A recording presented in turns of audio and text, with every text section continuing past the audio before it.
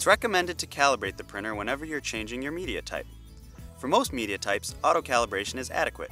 The ZT510 printer can be set to automatically calibrate on power up or head close. This can be set in the printer's menu.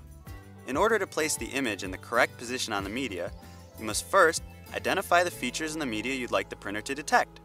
Second, you must make sure the sensors in your printer are set up to detect those features.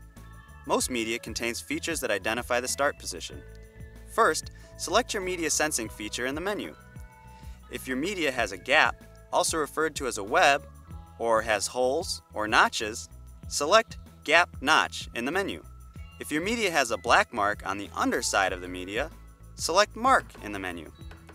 If your media is a continuous roll with no start position features, select Continuous in the menu.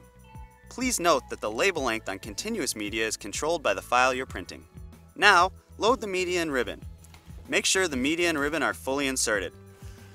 If you have any media handling operations, such as a peel, liner take-up, cutter, or rewind, please calibrate in those print modes. If you are using media with a gap, also referred to as a web, a hole, or a notch, you want to make sure that the upper and lower sensors are in the optimal positions to identify that feature. Move the sensor to a location where the light passes through the notch or hole. If your media is not a simple rectangle, such as a circular shape, locate the sensor over the leading part of the label. If you are using media with print on the underside, try locating the sensors away from that print so the sensor does not get a false reading. After you have the sensor properly located, close the print head and press the pause button to continue. The printer is now calibrating. When the calibration is complete, the label should stop in the correct location. You can check that your calibration was successful by pressing the feed button and ensuring your media feeds to the correct location.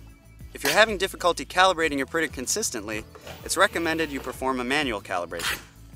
If you're using special or custom media and having issues calibrating, please make sure it meets the media specification.